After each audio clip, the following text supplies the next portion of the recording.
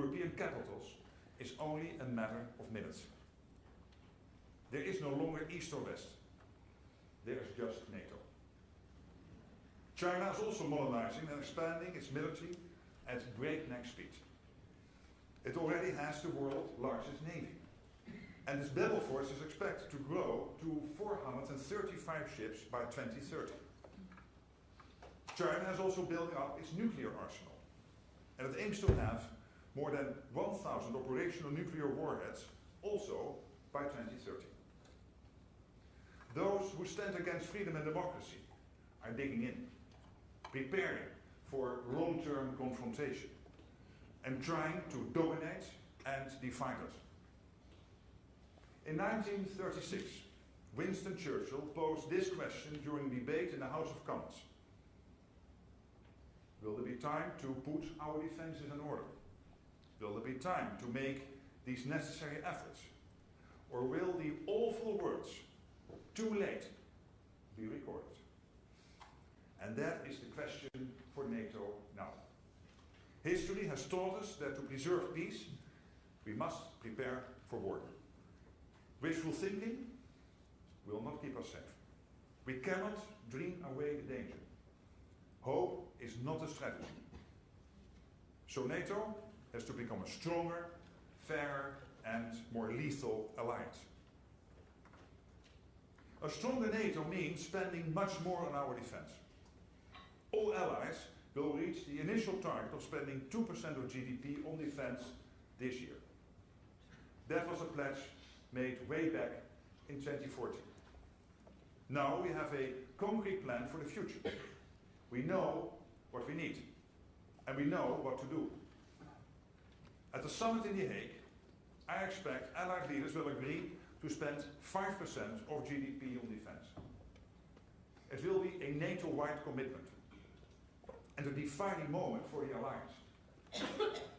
There are two parts to this new defense spending plan. 3.5% will be invested in our core military requirements, while the rest will go towards defense and security-related investments, including infrastructure and building industrial capacity. 5% is not some figure plucked from the air. It's grounded in hard facts. The fact is, we need a quantum leap in our collective defense. The fact is, we must have more forces and capabilities to implement our defense plans in full. The fact is, danger will not disappear, even when the war in Ukraine ends. Our decisions on defense spending are driven by NATO's battle plans and capability targets. They define what forces and capabilities allies need to provide. And last week, NATO defense ministers agreed ambitious new targets.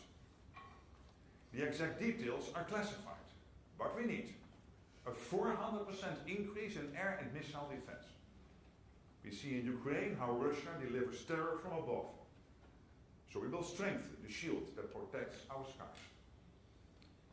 Our militaries also need thousands more armored vehicles and tanks, millions more artillery shells, and we must double our enabling capabilities, such as logistics, supply, transportation, and medical support. Allies will invest in more warships and aircraft. To give just one example, America's allies will procure at least 700 F-35 fighter jets in total. We will also invest in more drones and long-range missile systems, and invest more in space and cyber capabilities. It is clear, if we do not invest more, our collective defense is not credible. Spending more is not about pleasing an audience of one. It is about protecting 1 billion people. Allies will also make broader defense and security-related investments, including infrastructure. Roads, rail and ports are just as important as tanks, fighters and warships. We need civilian transport networks that can support military mobility, to get the right forces to the right place at the right time. The home front and the front line are now one and the same. War is no longer fought at a distance. Our societies and militaries are in this together. We will invest more in civil preparedness, so our societies are ready for the day we pray will never come. And NATO works 24/7 to ensure that day never arrives. We will also spend more to protect our societies against cyber attacks, sabotage, and other threats.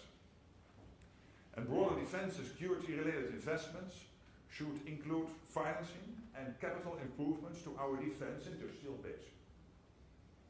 It is clear that right across the alliance we are not producing enough. So as we increase defense investment, we need to increase defense production. More demand means increasing supply, not higher prices. And it also means ensuring that the alliance can produce at scale and at speed. We need raw industrial capacity, like Sheffield Forgemasters, which I visited this morning with Defense Secretary John Healey. We need cheaper electricity, access to critical minerals, and more engineering know-how.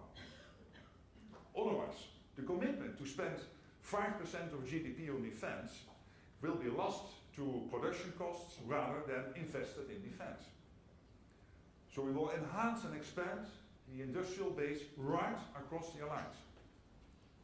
We will support increased defense production, remove barriers to cooperation, and harness cutting-edge technologies. To borrow from the former Labour Prime Minister Harold Wilson, I want NATO to forge its future in the white heat of innovation. To stay ahead of our adversaries, we must develop and adopt new technologies. They can be cost-effective and deliver the same effect as traditional military heavy metal. On the battlefields of Ukraine, $400 drones used the right way are taking out $2 million Russian tanks. More defense spending and production provides effective deterrence, promotes economic growth, and creates jobs. The summit in The Hague will send a clear demand signal to industry. And industry must meet our ambition. So, we will make NATO stronger by spending and producing more. And we will make NATO fairer by rebalancing the burden of our security, with every ally contributing their fair share. We all benefit from the protection our Transatlantic alliance provides. And it is vital that every member of NATO pulls their weight, because America has carried too much of the burden for too long. America's allies have broad shoulders, and Europe and Canada will do more for our shared security. And that will be backed by America's rock-solid commitment to NATO. As well as becoming stronger and fairer, NATO will become more lethal. Rest assured, we will always be a defensive alliance. Becoming more lethal means strengthening our deterrence and defense posture, providing our militaries with what they need to keep us safe, and showing any aggressor we can and will hit back harder. With our military power and our resolve to use it if necessary, no one should even think about attacking us.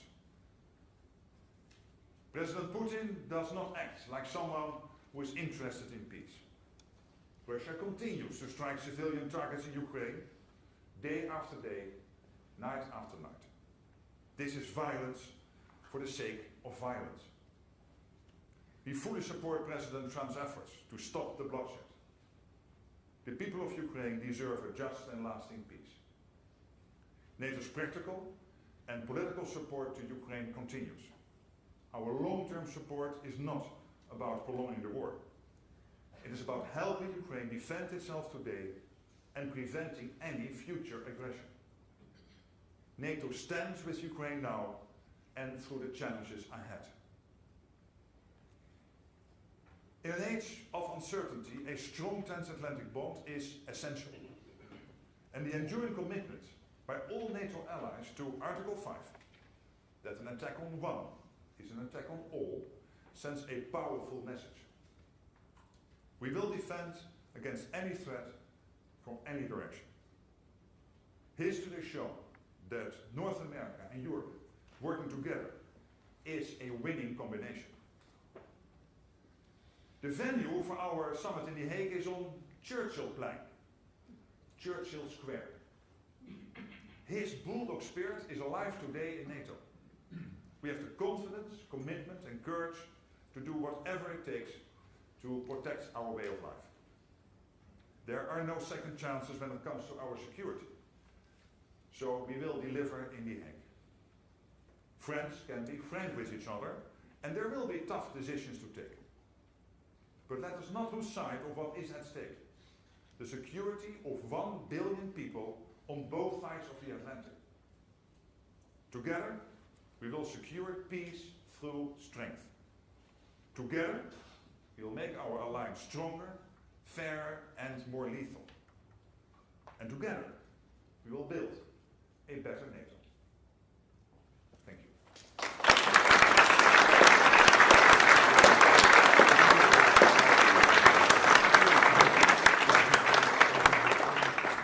Thank you all very much indeed. And I'm using as my pad right on, but what I can recommend to you, today's edition of The World Today, which is a large part of which is dedicated not only to NATO, but people making suggestions to the Secretary General as to what he might do. Thank you for that speech. Let me ask you, straight away, you've used the word lethal quite a bit. What point are you trying to make to that? The point I want to make is, yes, we are still a defensive alliance, but we are deadly serious that if anyone tries to attack us, that the consequences for that attacker will be devastating. Be it Russia or anyone else who tries to do anything against us. And we have to be absolutely clear. And this is not only about the money and the weaponry, it is also about the mentality that we do realize that there is a lot at stake here.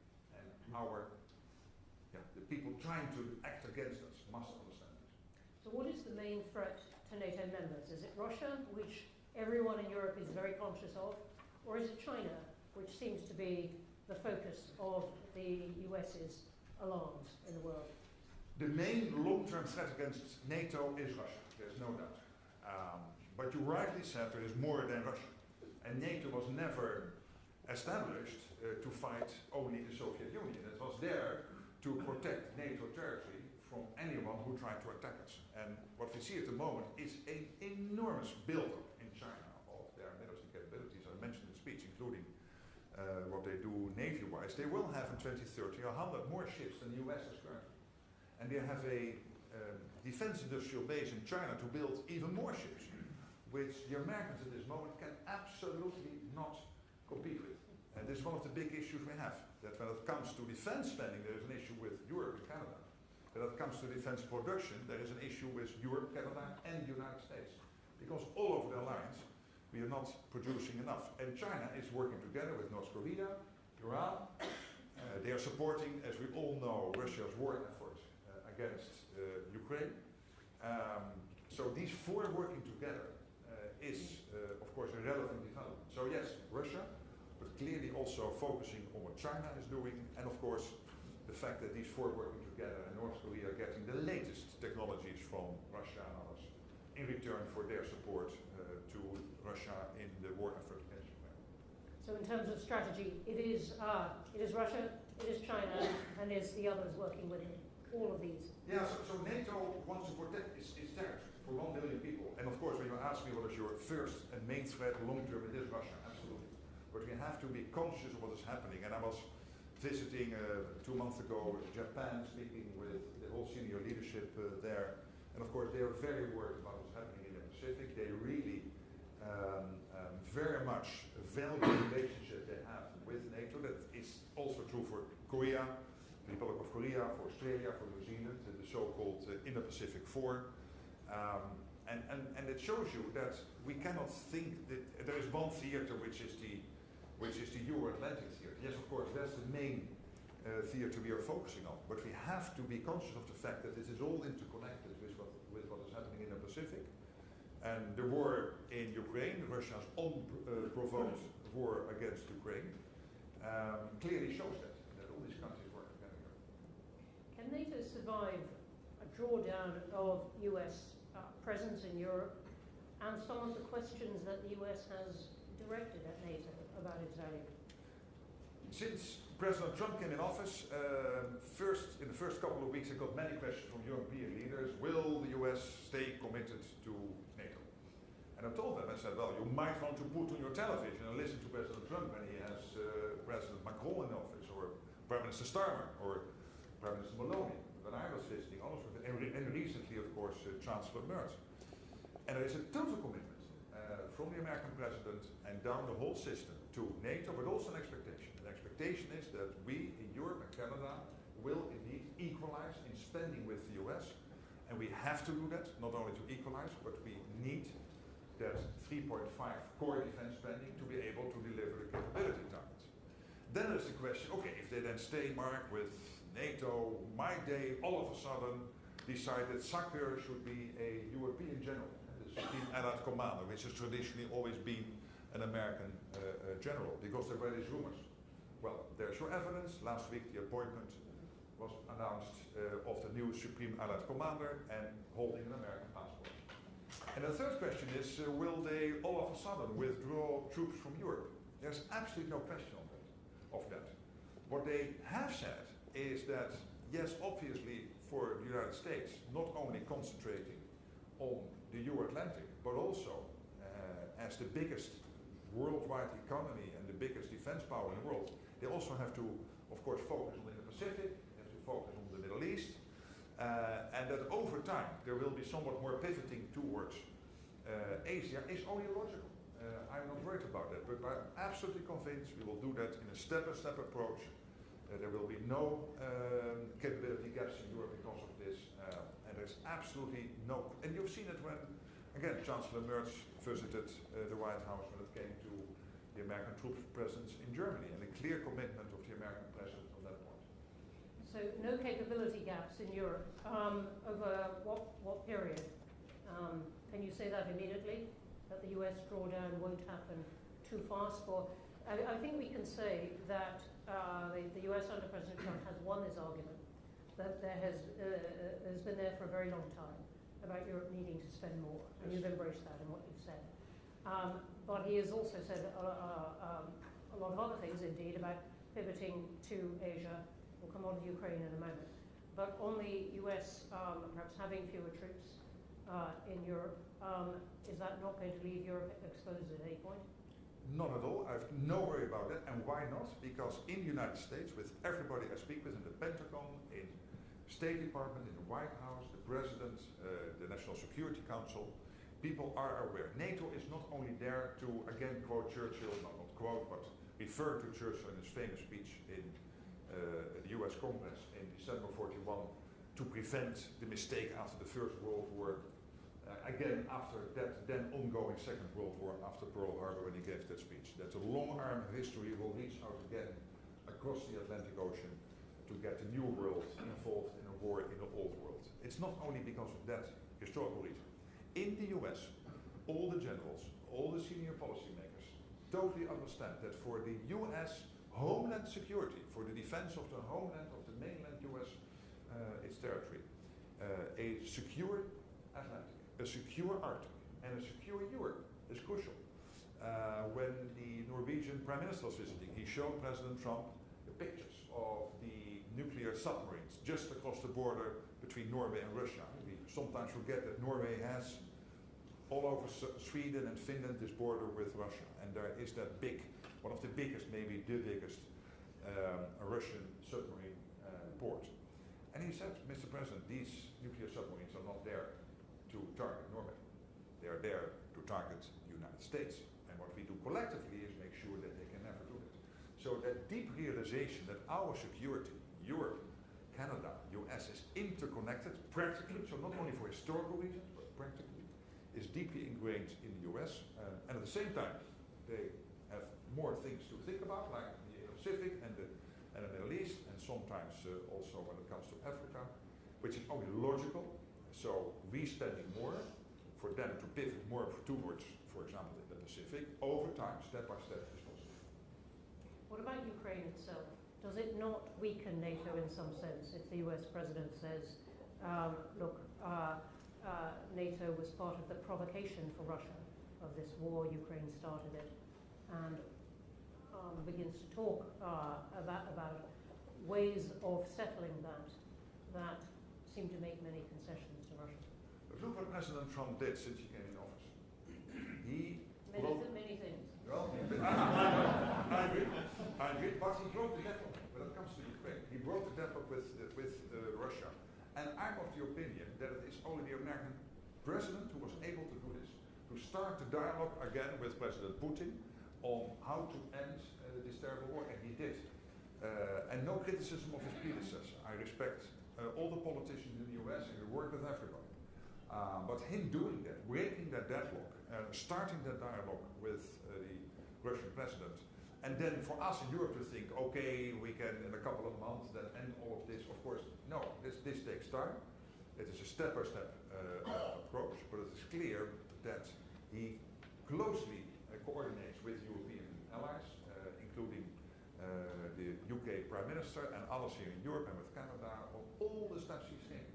And every phone call he has with President Putin, he prepares with Europeans and he then briefs out to the Europeans and the Ukrainians afterwards. But him doing this, I think, is extremely important because it is the only way to step by step bring the Russians to a position where they want to end it.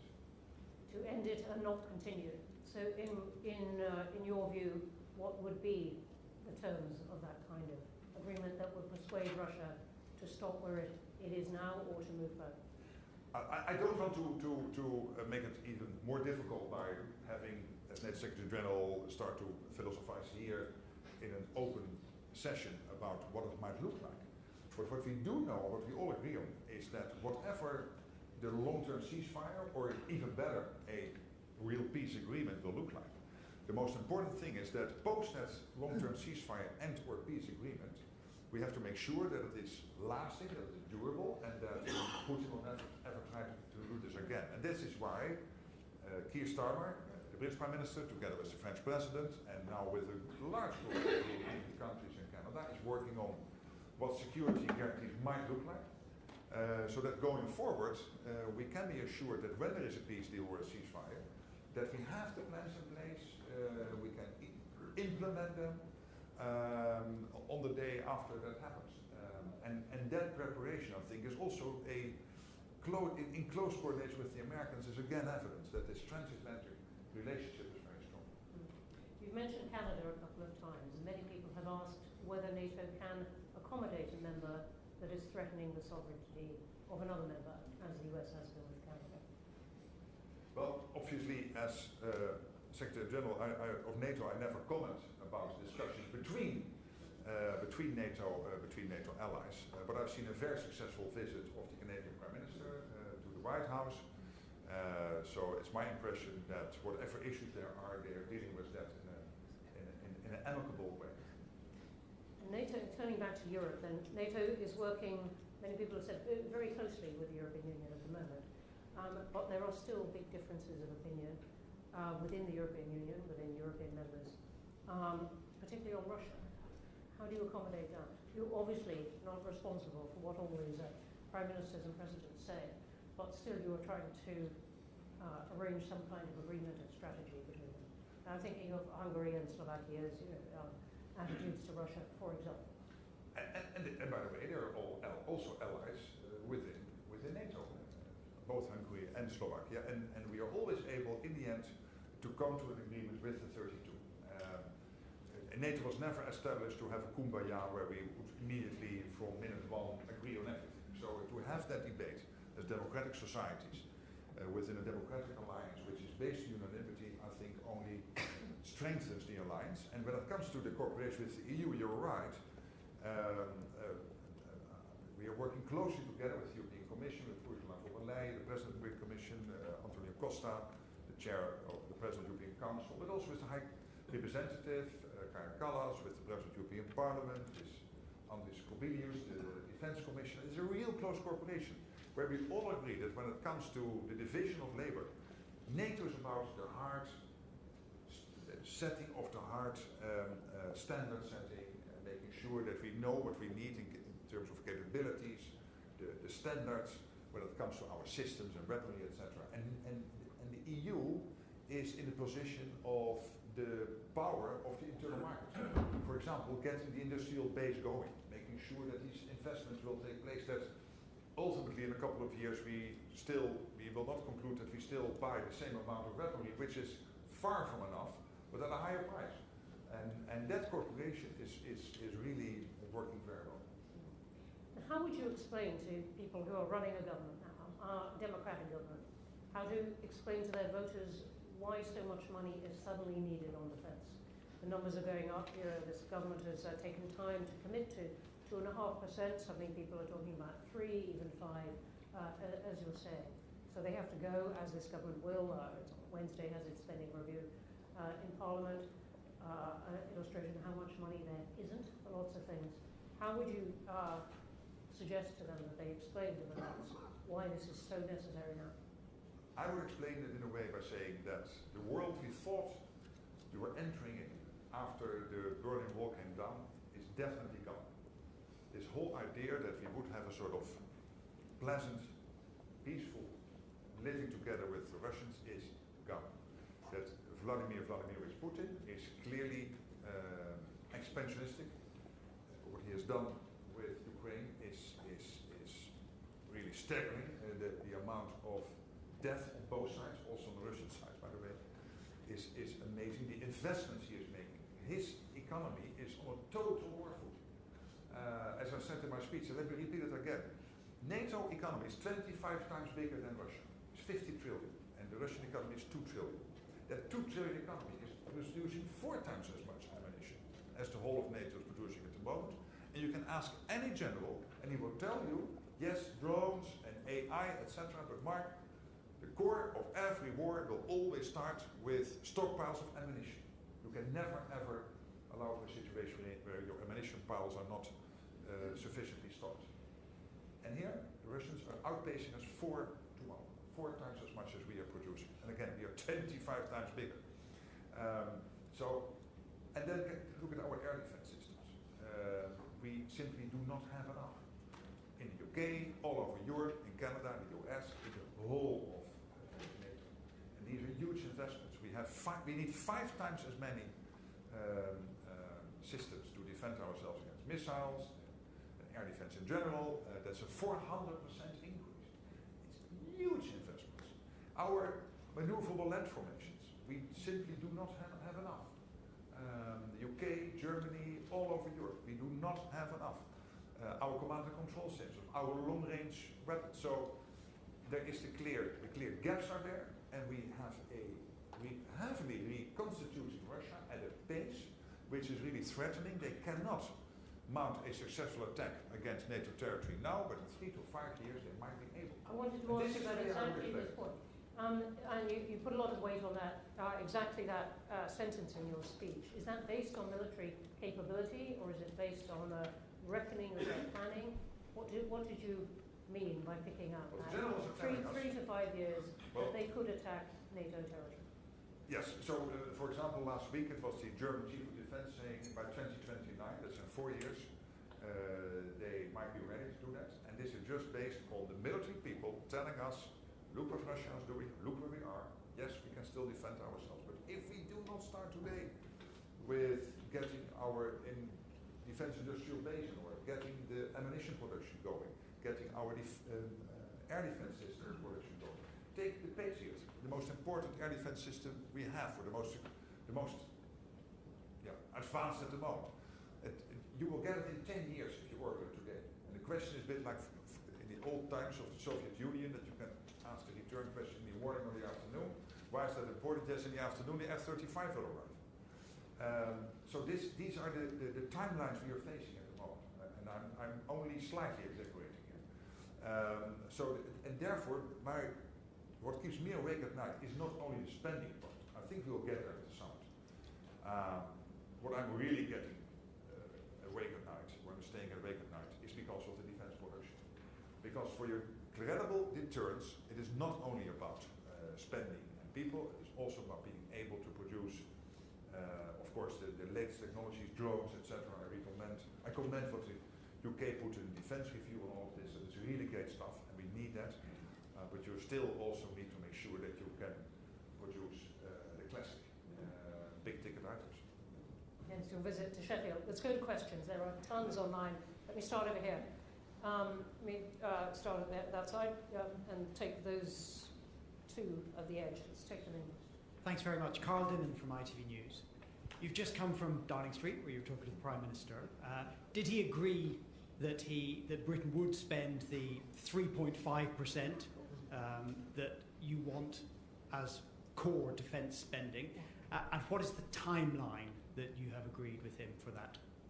Well, obviously, I don't have a vote in the NATO summit. I'm holding the GEF. And it's also not up to me to disclose what we discussed, because I don't think that's fair. But let me just try to answer your question in a different way. First of all, I've seen sometimes in the British press that there is the defence review, and now there is this proposal I made about the 5%, the 3.5 core, and 1.5 defence and security related spending. So then people are saying, hey, there is a discrepancy. I don't think there is. Why not? Because every country is working in cycles to constantly update its own defence strategy. That's exactly what the UK is doing, and I'm really impressed with what John Healey, the Defence Secretary, and the Prime Minister, and the Foreign Secretary, David Lammy, have brought out last week. Because it's exactly what we need. The drones, the latest technology, but also, for example, investing in 6 factories producing ammunition. I mean, you heard me about my worries about ammunition. I mean, this is at the core of the UK defence review, including the spending targets to get there. And then there is, and this is happening in many countries in different cycles, etc. And there is this summit coming up discussing how we get, over time, with a credible path to get there, a longer-term goal of this 5% defence spending. So I don't see a discrepancy here. We will, as I was here today, I will visit Italy later this week, and also Sweden, and I will be in Canada next week. So we will have many more consultations, and we will discuss the details, of course, in Brussels. I really think we will get to a common position. Okay, I'm going to take a few more down here. Let's take the next one along, and then in the row behind. Okay. Harry Fawcett from Channel 4 News. You said that the 1.5% defence-related spending was grounded in reality, and it's not for an audience of one. It is, though, it seems like a happy coincidence that 1.5 plus 3.5 equals 5, and there is some criticism that there is an elasticity in how to define what comprises that kind of spending. So how do you respond to those concerns, and is there a metric to define exactly what should fall within that 1.5%? So what we did, we have the old 2%, which was agreed in Wales, and there are clear definitions what you can count to the 2% core defence spending. We are not going to change those criteria. So they will remain, and the 2%, if I get my way, will be 3.5%. But then when we were discussing all of this, and also look at the UK Defence Review, which is also spending a lot of time on this and a lot of is discussing this. Yes, there is the core defence spending, but you need bridges which are able to hold a tank. Sometimes you are even not there with your car to cross the bridge, let alone with a tank. You need the defence industrial base to be developed. For example, this factory in Sheffield was bought by the UK government because it is delivering core capabilities which are essential to the UK defence requirements. Buying such a factory is not a defence spend in the 2%, but still you need to do it. You need to develop the defence industrial base because we simply do not have enough. And then we have the issue of societal preparedness. When you watch Norway or Finland or Sweden, what they are doing in terms of having the whole of society to understand what their role will be it active or at least not getting in the way of the military people if war breaks out or a natural disaster hits. I mean, in many other countries, my country, many other countries, we are not nearly there. So all this spending also needs to be done. And we have calculated this at roughly 1.5%. We are now discussing in Brussels the more specific items, but these are the big ones. So defence industrial base, developing your infrastructure in a way that it can help you to move from A to B with military and equipment. But also this big issue of preparing your civilian population for whatever might happen. And there's a lot of money, so we need to do that. Okay, I'm going to take one in the, yes, and then I'm coming to some more over here. Hello, Edward Lucas of the Times.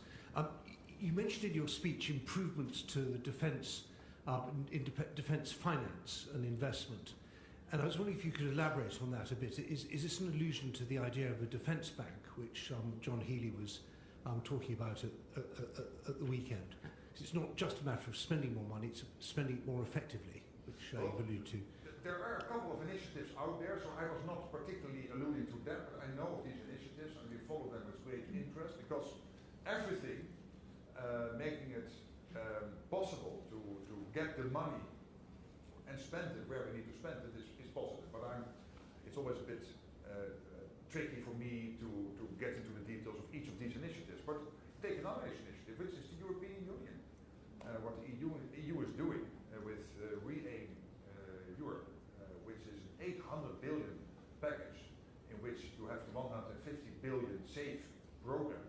You could also argue that that is also part of freeing up the money at a national level to make it possible for countries to invest enough. So it is really optimizing here, but it's also about your defense industrial base.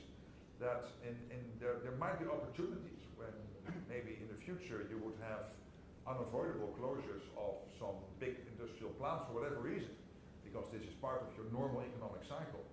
And of course, always regrettable, but not always avoidable. That you look in a pragmatic way whether this is an opportunity now to use that particular asset to converge into defense production. So all of these issues are falling under that sentence. Okay, I'm going to take a few which are about Ukraine or fighting. Go to the BBC. Fighting now. I'll come. All right, go on. Suggestions, then I'll go to Ukraine. We don't have to be in a fight with you. Jonathan Beale from BBC. You didn't actually answer the question for Carl,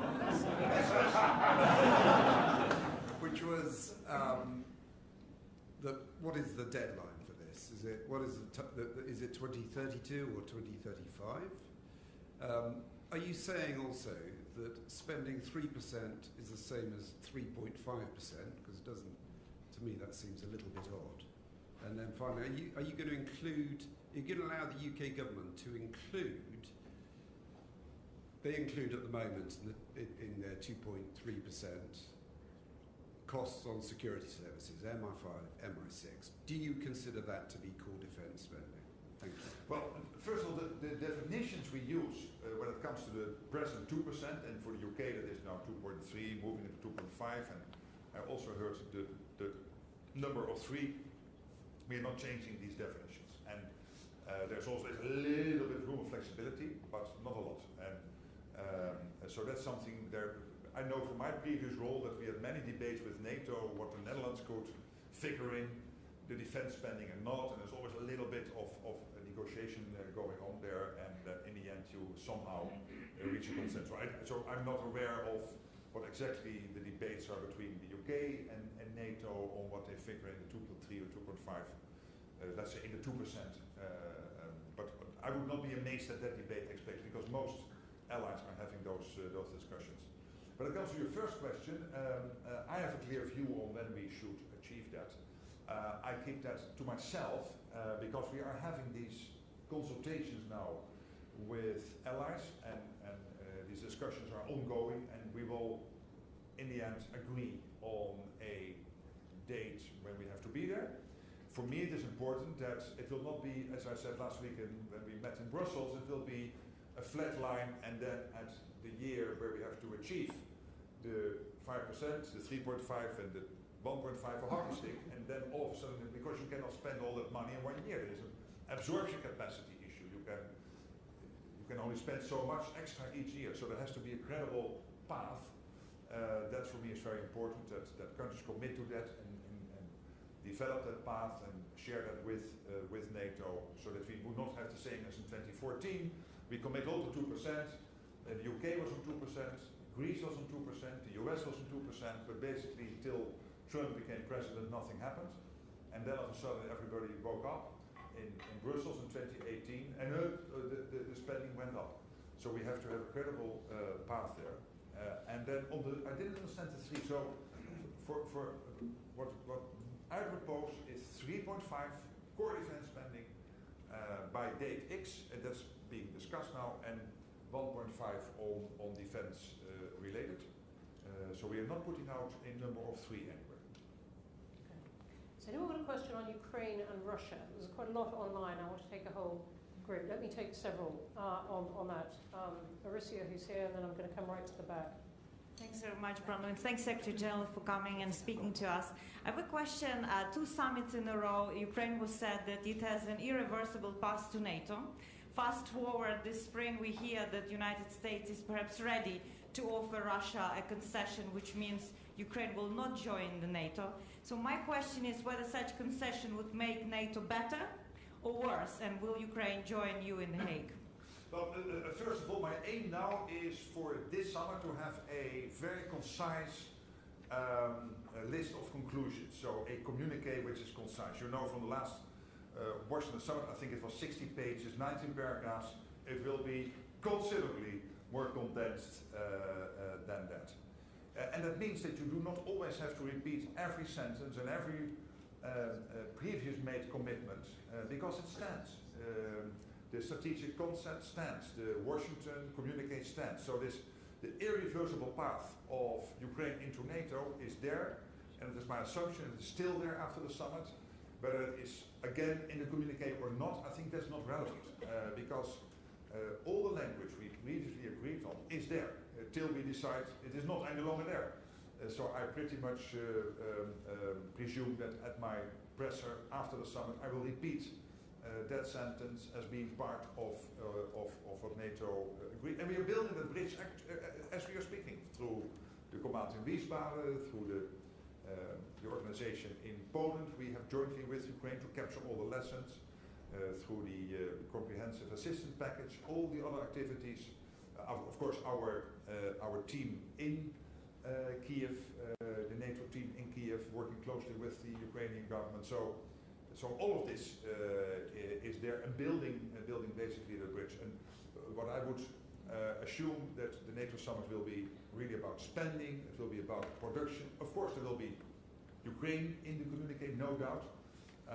But don't expect endless paragraphs of restating what we already said in the past. That's all there and it will stay there. And then on America, but not only the US has come out for a long time against Ukraine joining NATO. There have been other allies. Take Hungary, take Slovakia and others who have said we are against that. So the language is there. There is this irreversible path into NATO. And again, I think that the Hague communique will be really very much focused on a few issues. Okay, thanks. Let me go right to the back, and then here in the front. Yep. Chris Ellison, member. Secretary General, thanks very much for your talk and the questions. You emphasise production in Russia is about 4 times that of NATO. But they're not building stockpiles. They have no stockpiles. They are using that. Is it fair to say then that the clock starts ticking and the risks to NATO start increasing once we get a sustainable ceasefire and that production is put into stockpiles? Statement of facts, I think. And by the way, our assumption at the moment is that even whilst the war against Ukraine is continuing, that they're still able to slightly increase stockpiles, but that's debatable. But I think to your question, I mean, that's a statement of fact. Okay, can we come over here to the front? Thank you. Thank you, Secretary General. I'm Francis Stoney, The Telegraph. There's an American outlet this morning that's describing Trump's reaction to the deep strikes on Russian territory by the Ukrainian drones as being badass. I wonder what your reaction was to that, because and whether you agree with Kyiv that to end this war is going to require additional long-range strikes into Russia to take out its industrial capacity. Well, to end this war, we need Putin to come to the historian who is now popping up in Istanbul twice and again telling us about the history of Russia and Ukraine from whatever the 12th century, I don't know what it was, and constantly restating what they stated already in 2022. You need a Russia which is serious, wants to negotiate and end the war. And to get there, it all, I think, starts, of course, with keeping Ukraine strong in the fight, but also we need what President Trump has been doing, breaking the deadlock with Putin, starting that dialogue.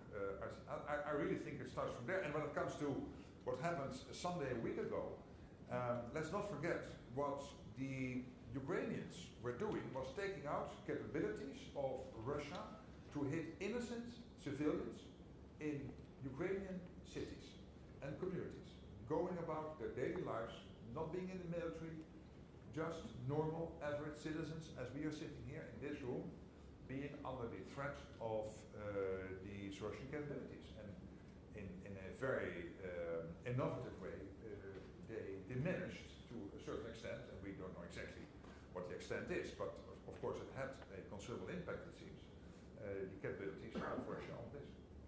Quite a few questions online about whether you're expecting a big summer offensive from Russia, either against Ukraine or looking at Lucy Rogers' question, military images of Russian bases along NATO's eastern flank. But I think the thrust of the questions is about a summer offensive against Ukraine. We don't expect any offensive against NATO territory. There's no reason to believe that.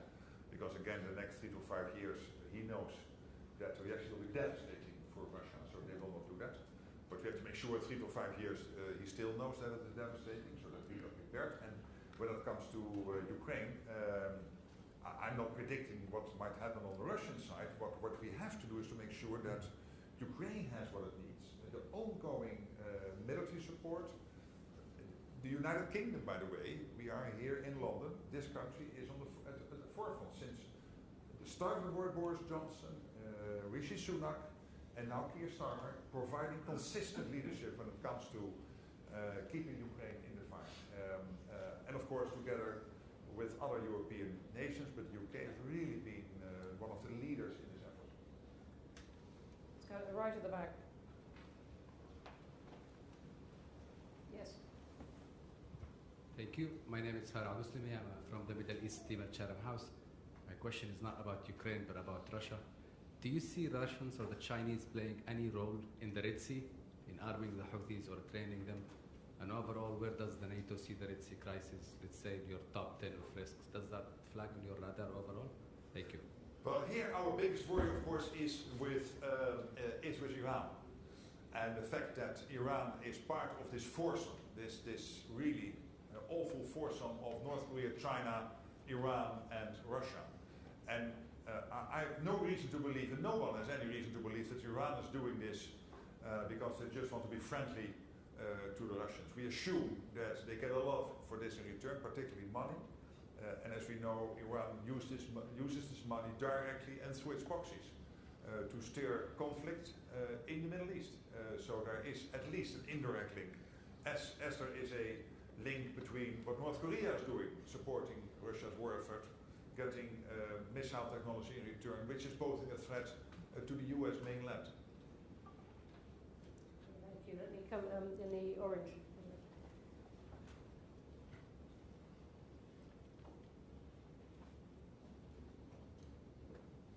Danielle Sheridan from the Telegraph. Do you think this How many Wednesday... are here from the Telegraph? Big newspaper. I was almost not going to say where I was from, actually, but... do you think this Wednesday we should see the Chancellor raise taxes in order to cover the defence spending that you think is required? Well, it's not up to me to decide, of course, how countries pay the bill. I mean, what I know is that if we want to keep our societies safe, and look, if you do not do this, if you would not go to the 5%, including the 3.5% core defense spending, you could still have the National Health Service, or in other countries their health systems, the pension system, etc. But you'd better learn to speak Russian. I mean, that's the consequence. I mean, when I came to NATO, people sometimes told me, yeah, but Mark, bringing these brutal facts out in the open might also rattle our population. Yes, they'd better be rattled, because this is the reality. I mean, let's be honest. This is our task as politicians to be brutally honest. How we see the facts and what is and the facts are clearly there that Russia is able, within 5 years, to mount a credible attack against NATO territory if we do not now start to take these decisions. And then, of course, is the issue how to finance that? Well, that's up to national politicians, and they're always is taxation, another is savings elsewhere, is a higher deficit. I mean, in the end, politics is making choices in scarcity. This is why you choose your politicians, and then a centre-left politician will make different choices from a centre-right politician. But okay, that's up to the national government. But my point is, we've got to do it. The Dutch government, which was pursuing very much your line about increasing defence spending and support for Ukraine, has collapsed. Do you feel that... but not because of this problem. No. Because of the difficulty in spending. All right. Let me just try and tuck in a couple more, at least one more question. Right here on the edge. There are lots and lots and lots of hands up, and I'm going to go here in the middle. Let me take two together, but on the edge, please. Hi there, Johnny Singh, Chatham House member. You mentioned critical minerals here. Yes. Hi. You mentioned critical minerals in your speech. I wonder what role do you envisage NATO has in either securing or procuring or the supply routes around critical minerals? Okay, let me take, there's one on the edge of the aisle there, and I'm going to get in the front here as well. Yes. Thank you very much. My name is Jeroen Ouwehand, and as a citizen of The Hague, I wish you all the best and good luck with the summit in a few weeks. You already have left the city. I'll be back before the summit. But I say so as a citizen of The Hague, but also as a worried NATO. This is absolutely wonderful. Do you have a question? I do, apart from wishing you good luck. My question has nothing to do with which has been on the table so far, but it's about climate change. And I just wondered, EU Commissioner Hoekstra warned about the security threats as a result of climate change, and I wondered what your thoughts were on that. Was this increased spending? How did this factor into your thinking?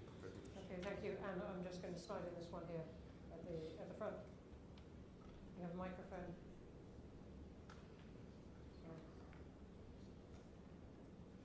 My name is Nishan Shivkuri. I'm a Chatham House member and I work for Mail Online. I'm sure you've paid attention to Elon Musk's feud with Donald Trump. What view does NATO take of this, and how has it sort of impacted your wargaming strategies because of dependence on Starlink and SpaceX? I was waiting for you to make the connection. Well, tempting as it was. Right, critical minerals. Very question on critical minerals. The role here for NATO will be a typical coordinating role. So we provide a platform to discuss this wherever necessary, because logistics, supply chain, all these issues, making sure, for example, that when it comes to ammunition production, we have all the basic materials to do that. Obviously, nations are working on this, allies, but NATO can always provide a platform to have that discussion more coordinated. On climate change, obviously, this is a case in point. What we are seeing is that, for example, the Arctic is opening up, so it has an impact. And the fact that the Russians and the Chinese are now sailing in the Arctic, and that the 7 high north countries, US, Canada, Sweden, Finland, Denmark and Iceland, have asked NATO to become more involved here, and we will do that. It's a clear evidence of this, and so we have the issue of icebreakers, China, Russia active there, and this has to do with the fact that these routes are opening up, and this has to do with the fact that global warming is taking place. And NATO has, after long consideration, decided not to have a view on what's happening at the moment. Okay, thank you. We are going to have to stop there. I'm so sorry. Thank you for the terrific questions online. Yeah. I didn't take so many because they overlap with what we had discussed already, but they were great and great to have them.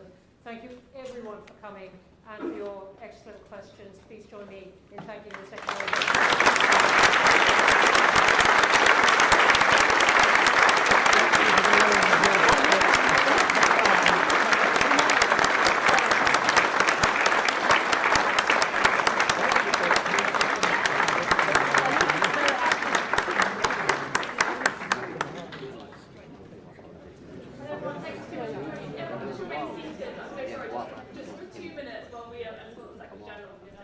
I will let you know when it's Steve.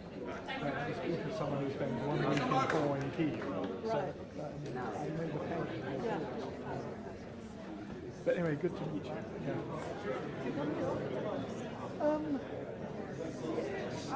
Reasonably often. And then Bronwyn facilitated an event I ran in Davos on Ukraine, at Ukraine Rat. It's a rat. I look after my company first in Ukraine.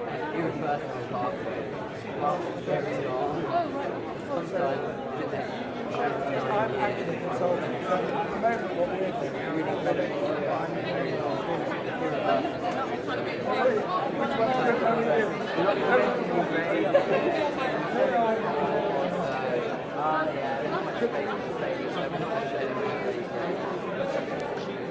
A lot of words.